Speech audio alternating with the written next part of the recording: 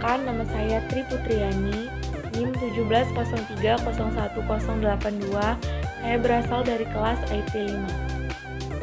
Nah, pada video kali ini saya akan ngebahas bagaimana sih peran kakao dalam devisa ekspor di Indonesia dan bagaimana sih cara fermentasi kakao di Indonesia.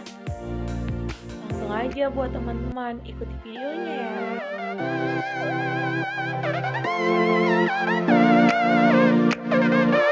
Indonesia adalah negara penghasil kakao terbesar ketiga di dunia, yaitu setelah Pantai Gading dan Ghana.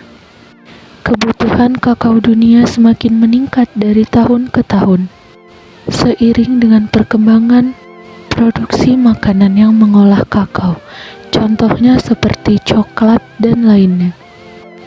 Peluang ini menjadi tantangan bagi pemerintah untuk memacu produksi kakao nasional agar mampu diserap baik dalam maupun luar negeri.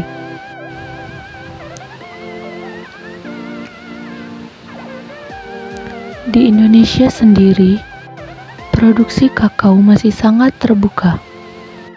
Kebun-kebun yang dimiliki oleh masyarakat saat ini belum semuanya berproduksi dengan baik. Hal tersebut dapat disebabkan karena banyaknya tanaman kakao yang sudah tidak layak lagi, yaitu karena umur pada tanaman kakao sudah terlalu tua sehingga dapat direhabilitasi kembali. Masyarakat di Indonesia juga masih banyak yang belum menggunakan varietas unggul pada tanaman kakao, sehingga hasil yang didapatkan tidak dapat berproduksi dengan baik.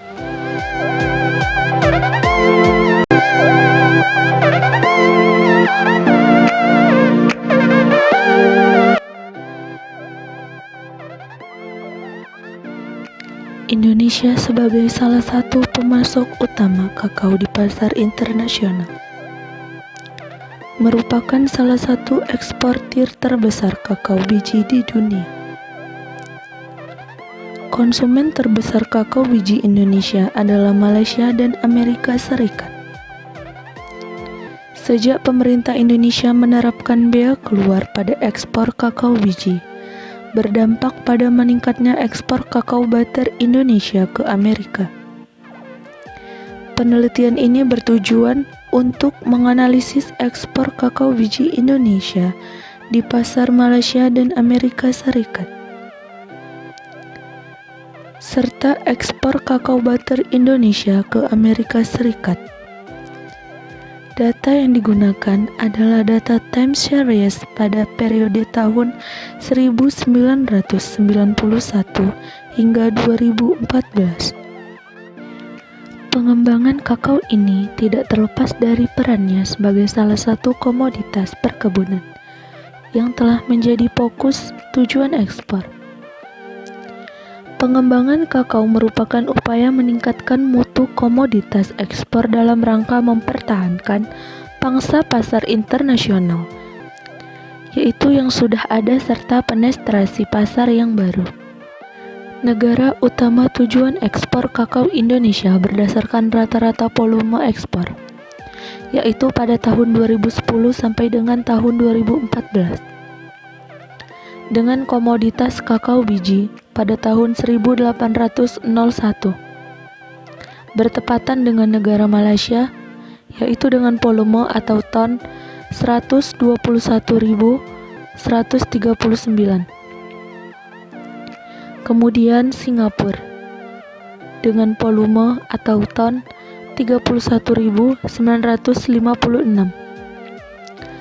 Kemudian Amerika Serikat dengan volume atau ton 21.284. Kemudian Brazil 7.796. Selanjutnya Cina dengan volume atau ton 7.405.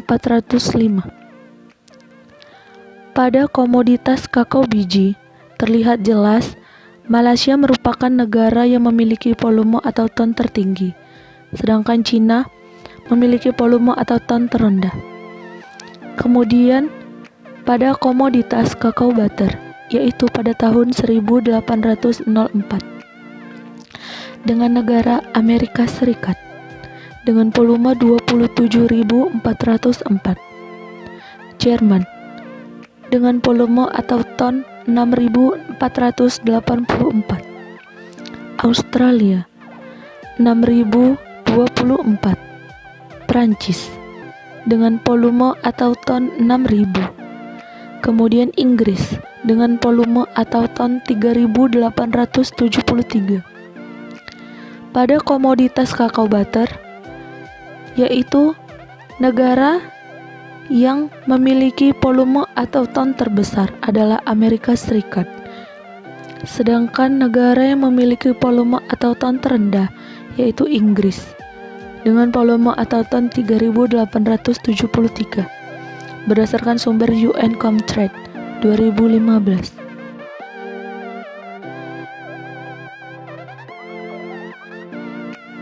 Secara kuantitas, Indonesia merupakan negara produsen kakao terbesar ketiga di dunia. Namun, dari segi kualitas, justru Indonesia kalah jauh dibandingkan dua negara di urutan paling atas, yaitu Pantai Gading dan Ghana. Salah satu penyebabnya adalah karena pengolahan pasca panen kakao Indonesia masih sangat asal-asalan. Pengolahan biji kakao melalui fermentasi memang belum banyak dilakukan di negara Indonesia. Pada umumnya, petani kakao di Indonesia menjual langsung kakaonya dalam bentuk basah atau kering. Jika dalam bentuk basah, biji kakao langsung dijual begitu selesai dikeluarkan dari buahnya. Dan jika dalam bentuk kering, petani menjemurnya terlebih dahulu sebelum dipasarkan. Tetapi, dengan adanya fermentasi, petani kakao akan mendapatkan harga jual kakao lebih bagus. Karena harga kakao fermentasi per kilogram mencapai Rp20.000, lebih tinggi dibandingkan dengan harga kakao yang tidak difermentasi, yang hanya dapat dirupiahkan dengan Rp16.000 per kilogramnya. Ekspor biji kakao non-fermentasi bahkan dikenai potongan. Di Amerika Serikat, potongan harga sangat otomatis. Dengan kewajiban fermentasi, industri hilir akan berkembang. Saat ini saja, dengan penerapan kebijakan bea keluar biji kakao, pabrik pengolahan kakao berkembang dari 4 menjadi 10. Industri pengolahan biji kakao bermunculan di mana-mana. Di Batam, Surabaya, dan kota-kota lain yang ada di Indonesia. Bahkan, pabrik pengolahan kakao di Malaysia ke Singapura sudah direlokasikan ke Indonesia pada saat ini. Berkembangnya industri hilir akan menyerap tenaga kerja, meningkatkan daya beli, dan memberikan nilai tambah bagi perekonomian nasional. Rencana kebijakan wajib fermentasi biji kakao ekspor ini seiring dengan keinginan pemerintah mengembangkan industri hilir. Masih rendahnya kesadaran petani kakao untuk melakukan proses fermentasi, yaitu dikarenakan karena jumlah panen buahnya yang relatif kecil. Sehingga diperlukan kotak fermentasi dengan skala petani. Pengaturan kelembapan dan pengaturan suhu optimal menjadi salah satu kelemahan dalam pengolahan kakao skala kecil. Salah satu upaya yang dapat dilakukan adalah dengan rancang bangun kotak fermentasi sebagai bentuk modifikasi pengolahan biji kakao. Pengolahan biji kakao yang di tingkat petani yang mudah diterapkan dan relatif hemat biaya.